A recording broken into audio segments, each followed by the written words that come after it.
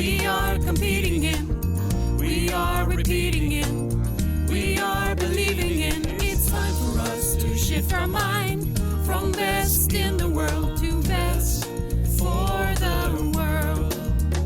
Make decisions intentional, to take decisions intentional, making decisions intentional. Make decisions intentional, to take decisions intentional, making decisions intentional. It creates a new world to mind a shift, intentionality, perceptuality, conceptuality. We are choosing to shift our mind to best for the world, best for our world. Make decisions intentional, to take decisions intentional, making decisions intentional. Make decisions intentional, to take decisions intentional, making decisions intentional.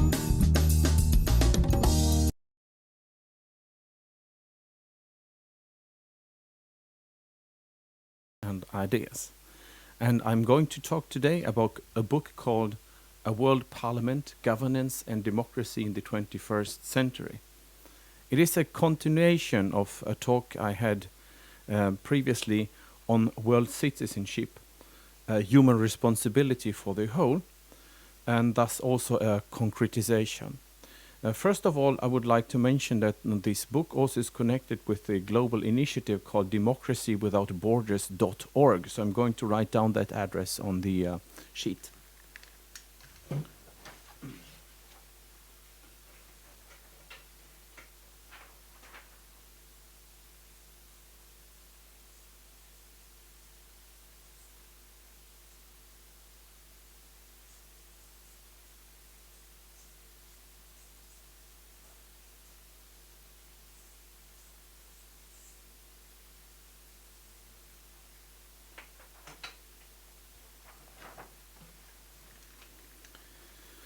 So if you want to find out more about that initiative, have a look at the web address democracywithoutborders.org.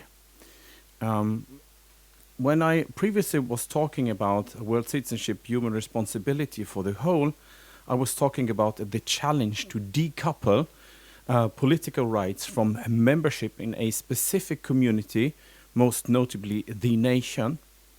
And this membership in a specific community, notably the nation, is based today on rather primordial and rather random and particular principles.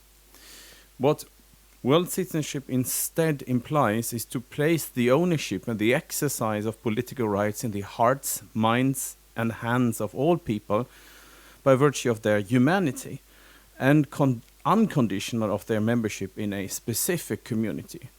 This is still a riddle in political philosophy that not has been solved. How can we make sure that this happens? Although we have the Universal Declaration of Human Rights. And this would imply a shift from forced membership to natural ownership of rights, which of course in essence is in line with the Universal Declaration of the Human Rights, but would take this step further because we would move beyond that states are the ones who are providing human rights for its citizens. One way of realizing this politically emancipatory ambition is by shaping political institutions that will be able to represent the interests of each human being on the planet. And one step towards that is realized by the initiative of shaping a United Nations Parliamentary Assembly, as outlined in the book I will be discussing. Another step would be to create a dual citizenship as the ordinary mode of all citizenship around the globe.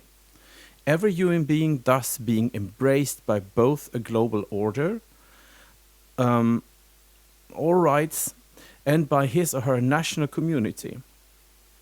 And this is already the case in the European Union, where in fact citizens have rights both as citizens of their respective states and the European Union.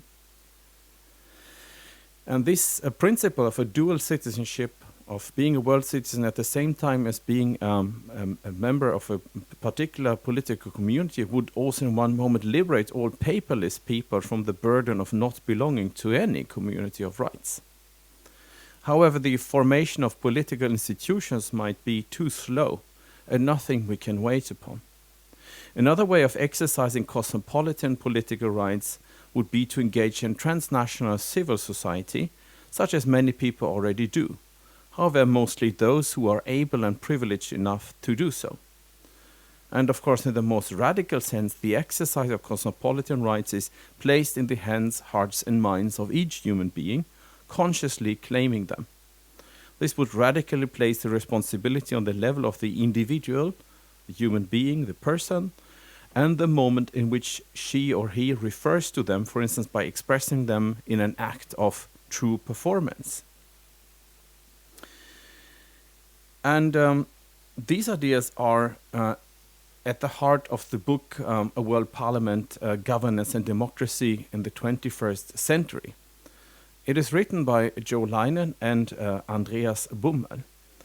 Joe Leinen, who has been a member of the European Parliament, and Andreas Bummel, who has been a global coordinator of United Nations Parliamentary Assembly campaign and co-founding director of Democracy Without Borders.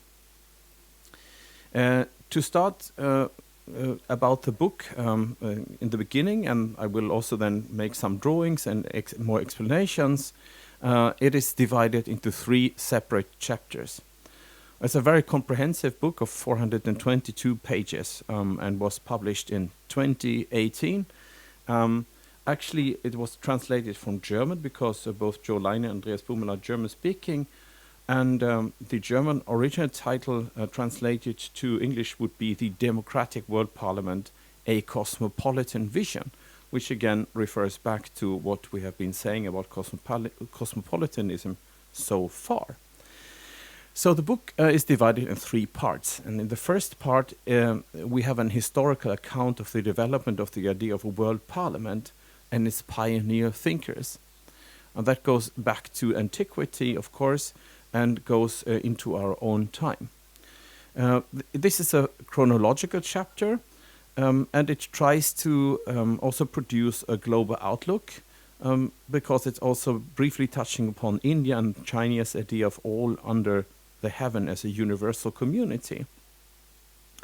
And a wide range of philosophers are mentioned in the book. John Locke, Immanuel Kant and his idea about cosmopolitan law, and so on.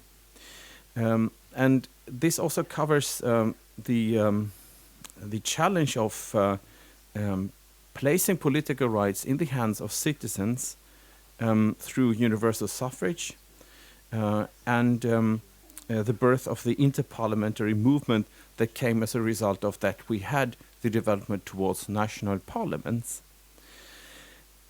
And then, after the First World War, we witnessed the establishment of the League of Nations, where there are many ideas behind that, and the beginning of the World Federalist movement during the World War II, and the finally resulting in the establishment of the United Nations, which then sadly was split into the logic of the Cold War.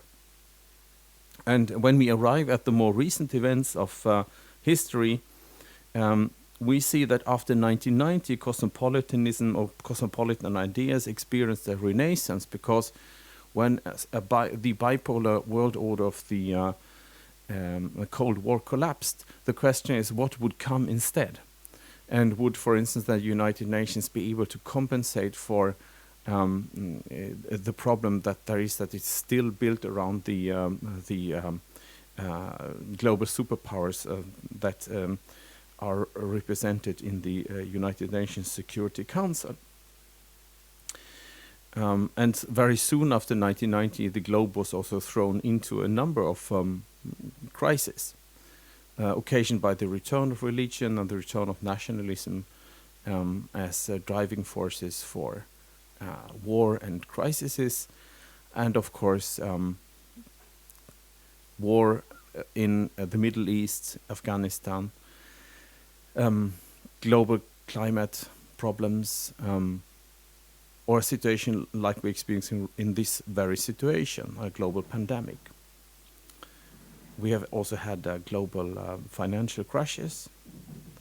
And these problems are addressed in the second and largest part of the book, which altogether has 238 pages. The second part addresses governance challenges of today. It covers a wide range of contemporary issues and how they relate to the democratic deficit on the global level. And to explain that word democratic deficit, what does that imply actually?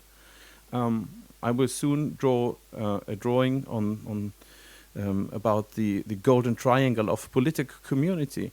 A democratic deficit basically refers to that if there is a gap between representation and the allocation of resources and the decisions that are made about the allocation of resources, there will be problems in a political community. Representation can take many forms. We have now decided that democracy is the most convincing and just way of ensuring political participation. One could, of course, imagine other forms, but representation is always a problem in political communities. So the democratic deficit is basically that decisions about resource allocation are made on top of, over the heads of the people who are affected by these decisions. When the authors are diving into this wide array of issues, we see there are diverse topics covered, such as the economic and financial system, the possibility of global taxation and the world currency. How can we make sure that the world remains secure?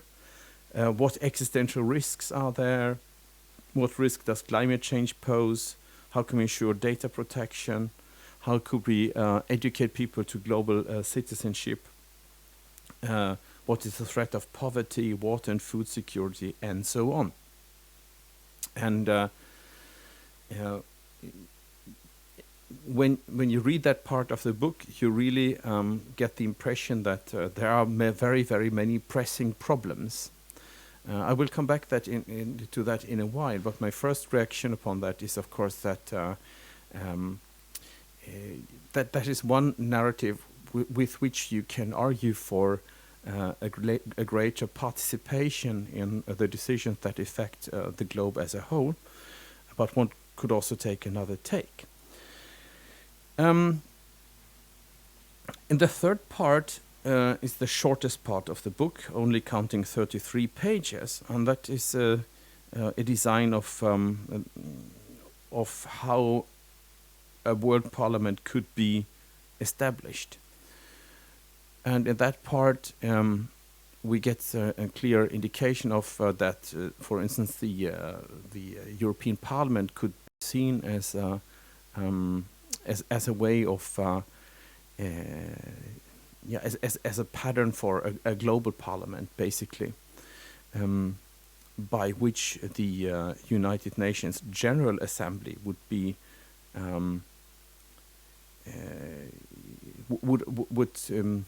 be scrutinized by a second chamber that is actually elected by everyone across the globe.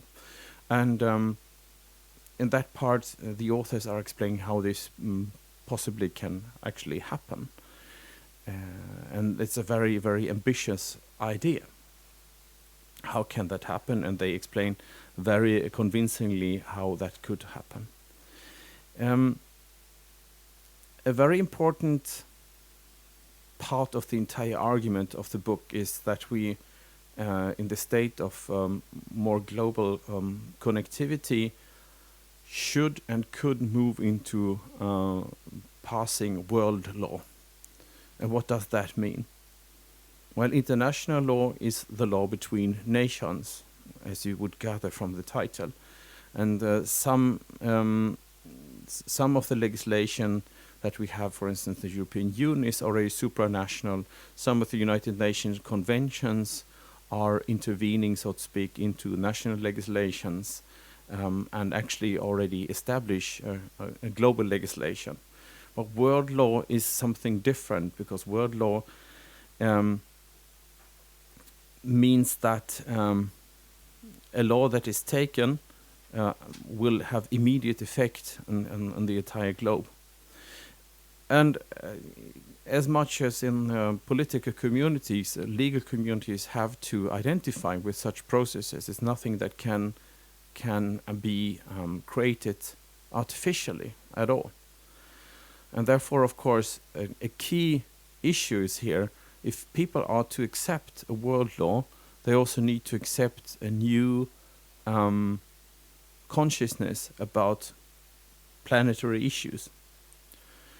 And therefore, a big point in the book is that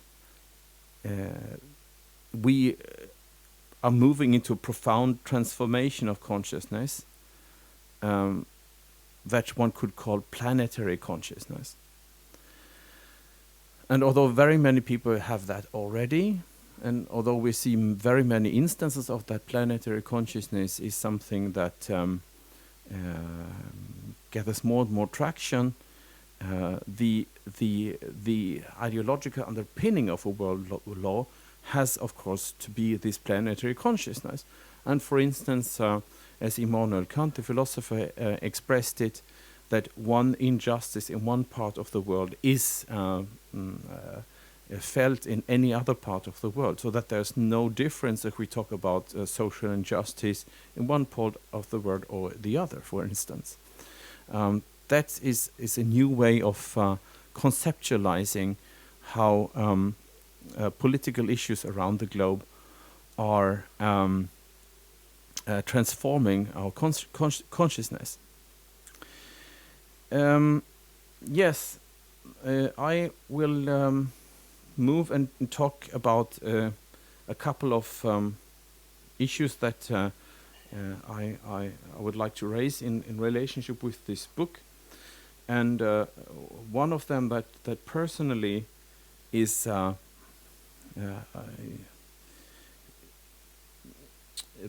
creating some question marks from my position is that yes, of course, we have pressing issues around the globe, such as climate change, migration flows, a pandemic right now. But could we also create another narrative that makes people develop a planetary consciousness without being afraid? So is fear of, dystopian fear of the future development of the world necessary for people to develop a planetary consciousness? Or is it rather a positive understanding of why this should be the case? So I will read out one start of the book. I mean, in the introduction, the authors make the case that we are living in a time where we have very many problems, that we are interconnected, that many things reach a global significance today. But then in the introduction to part one, to me, has a very much more positive tone that I actually want to read out. So a quote from page 6. The idea of a world parliament raises the question of the role played in the world order by each individual person. It is based on the conviction that all people, regardless of their many differences, are members of a single family of human beings encompassing the whole world. By virtue of their humanity alone, they are, without exception, citizens of the world with equal status and equal rights. As such, they share responsibility for the planetary community and its habitat, the Earth.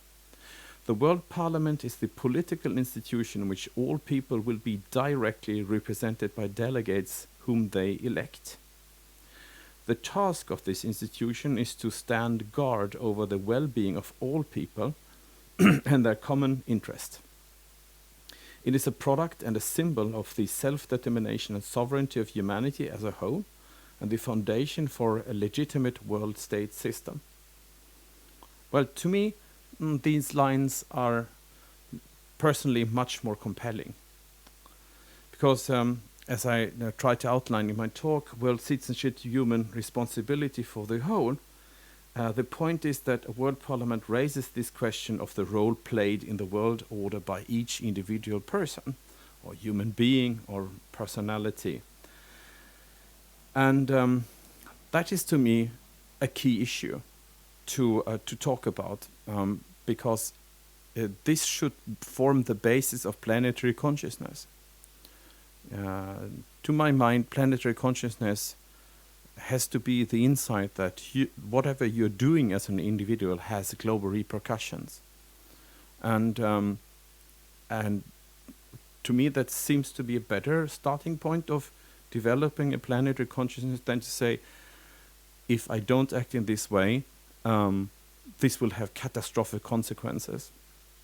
So again, I'd rather like to move from fear of future catastrophic consequences of my actions to possibilities of my personal responsibility for the world. And in that sense, I think the introduction to part 1 strikes a much more positive note to what this entire issue about establishing a world parliament that represents world citizenship is about. I'm now going to draw the golden triangle of political community on the board, so spare a few moments.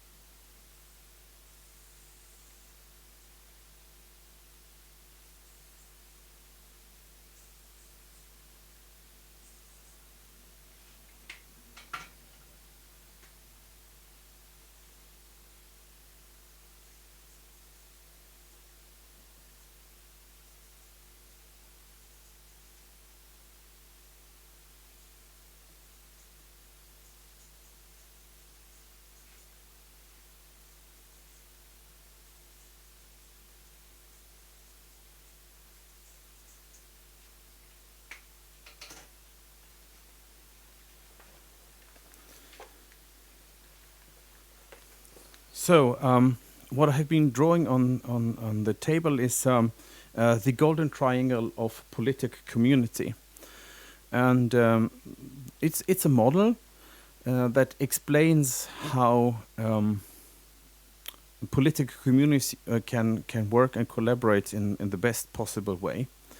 And on top of that triangle, we have resources and resource allocation. And resources can both be abstract and very concrete. A resource, for instance, like security is an abstract value, whereas a resource like water or hygiene or food is a very concrete resource. And there will always be an issue with resource allocation. So who is going to have access to both abstract resources like security or very concrete resources like food? And somebody in human society makes a decision about that. And that decision-making process, that is what the basis of the pyramid is about, that one about representation. People want to participate in decision-making processes. We have no political system across the globe and across history in which resources have been allocated automatically.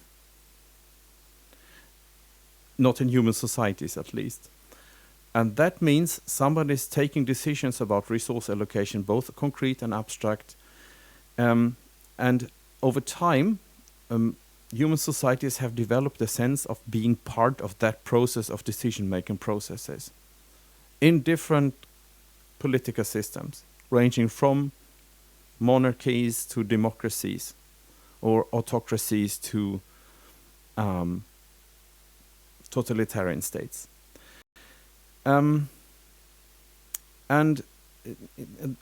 already here we have one of the fundamental conflicts in human societies over time, that issue of representation or participation in decision-making processes and resource allocation, both on the concrete and the abstract level.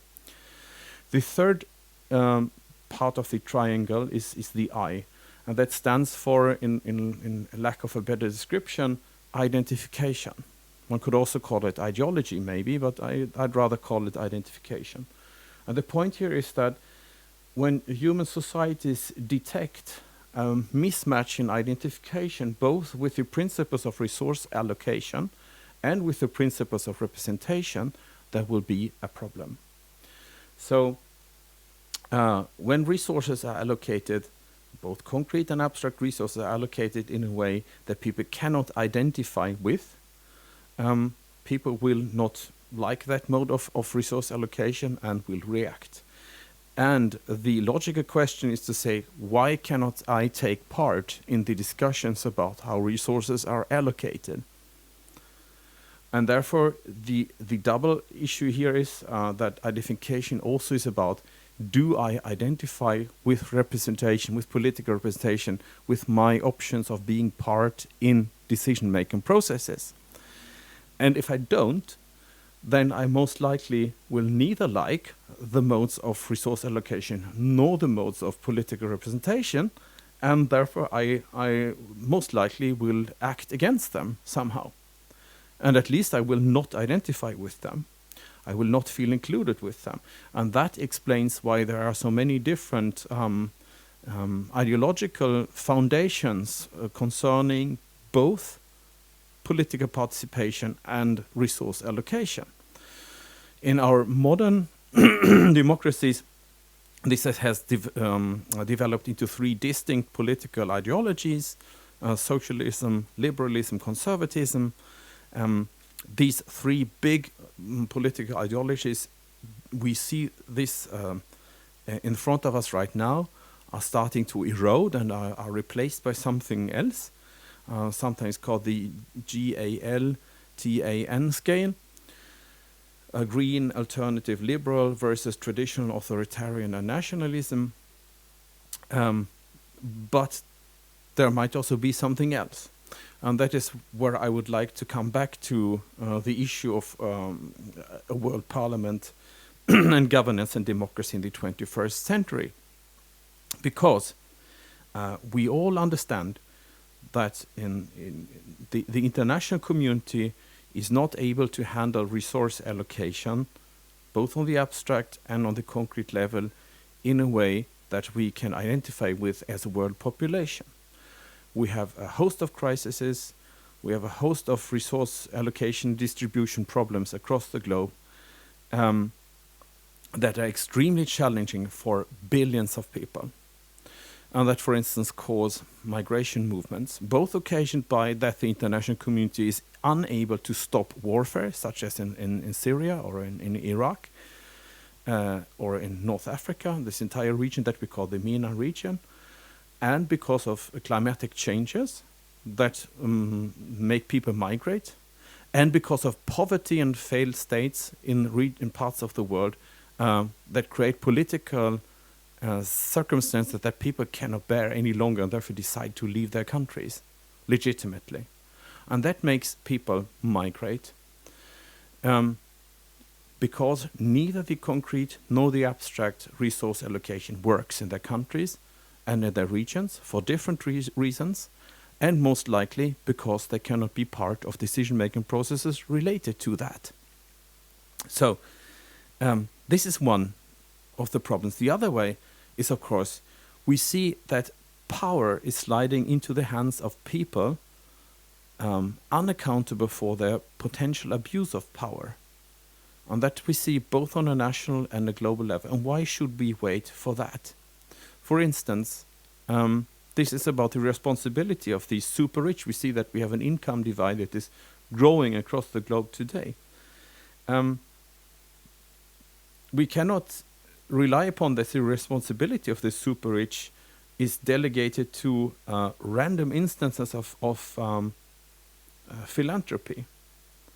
Even if these instances are genuine, that is not a system we can rely upon, that less and less people have allocated the resources of the entire planet in their own hands, and only a minority among them uses these resources to do something good for the entire planet. For instance, the Gates Foundation. So why should we wait upon that? I believe personally that creation of wealth is the outcome of human ingenuity. But the problem is that the problem of owning, in fact, is always the problem of sharing or of fair distribution balanced between different interests. But we cannot wait for that that these resources are allocated more and more to a smaller and smaller part of humanity when we face global problems. And also another argument why we should not wait is we know that a century ago the political order was organized in a completely different way. So what makes us hesitate to move towards other forms of organizing political power across the globe? And and that is the question that one could ask in relationship in forming a world parliament. What do we have to lose? Why shouldn't we do it right away? And of course, one of the major reasons is certainly that those who are in power right now, a larger and larger group of different states, are not very willing to share their power with others. But that again goes back to the golden triangle of political community. This is an untenable situation in the long run. So the more and more people will make the claim of being part in political representation and decision making about resource allocation, the more and more this power will be contested. But again, I have to stress, this is a power related to resource allocation that not only is held by states or a growing number of independent territories in the definition of United Nations, but we have seen over the past decades that resources are also allocated to non-state actors that are amassing enormous amounts of wealth and not always use their privileged situation for the benefit of mankind of a whole. So in the long run, both these problems will create a pressure of change. And that, I think, is yet another very strong argument for why we need a political representation on the global scale that takes into account the needs of human beings around the globe. So, to wrap up my presentation of the book is to say that the authors, Jo Leine and Andreas Bumme, make a very compelling case of why we need a world parliament. This is a book that clearly is based on solid historical research, clear ideas about major challenges in world politics, and a clear vision of how it can be realized. Mainly, in this book, still within the framework of our existing political organizations, namely to create something that would create a second chamber of the United Nations General Assembly, mainly United Nations Parliamentary Assembly that is directly elected by the world community. And of course, one could also think in different directions, which I tried to do and try to explain why that is the reason. It is a very important book.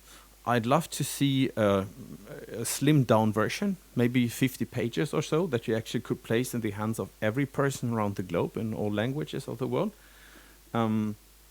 This might be a good way of promoting this idea further.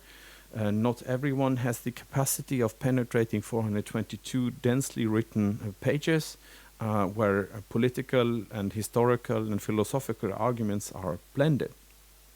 And as I said before, I had one major objection. That is, why do we start with problems and problem formulations? Why not with visions? That is my first objection against the outset of the arguments in that book. But the other one is also how much I like text, as because I'm an academic myself. I think the book would have profited from including models, tables, and illustrations that would have made it easier for people to follow why we actually are in need of a parliamentary assembly that represents our political interests in the situation of globalization. I perhaps also should say something about finishing off with a note on our contemporary situation. If I believe that not the COVID crisis has proven that global democracy is completely utopian, because the spine reaction that we have been witnessing now over the last 2 months is that the nation states are acting more and more out of self-interest, and that too many very pessimistic writers proves that experiments like the European Union don't work any longer, and that there's not any European solidarity or not even a global solidarity. And I think that is completely misdirected, this kind of critique, because not only does a pandemic like COVID clearly demonstrate the usefulness of global institutions like the World Health Organization, but also it underscores that health is a political good or a public good, that is a resource that every human being around this globe should be able to make a claim of. And no national borders or national interests will change anything here. Moreover, we can already see in the current pandemic crisis, although of course many initiatives have been taken on national state level only, that old patterns of dependency are repeated simply. So it doesn't matter what kind of crisis you're talking about. But this does not make the case weaker for transnational, supranational, or global cosmopolitan agency. To the contrary, I think it makes it much more compelling why this is needed. So, finishing off, I would like to recommend everyone to make yourself familiar with the central ideas of this book, and also to visit the website democracywithoutborders.org, initiative that is active in a couple of countries already, and where we also will discuss further the concrete issues with establishing a world democracy where every human being around the globe is involved in. So, thank you very much.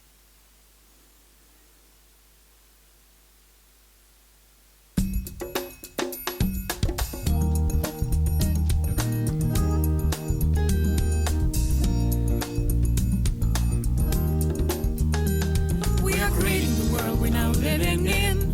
We are competing in. We are repeating it. We are believing in. It's time for us to shift our mind from best in the world to best for the world. Make decisions intentional, to take decisions intentional, making decisions intentional. It is. Make decisions intentional, to take decisions intentional, making decisions intentional. It creates a new world to mind a shift, intentionality, perceptuality, conceptuality. We are choosing to shift our mind to best for the world, best for our world. Make decisions intentional, to take decisions intentional, making decisions intentional. Make decisions intentional, to take decisions intentional, making decisions intentional.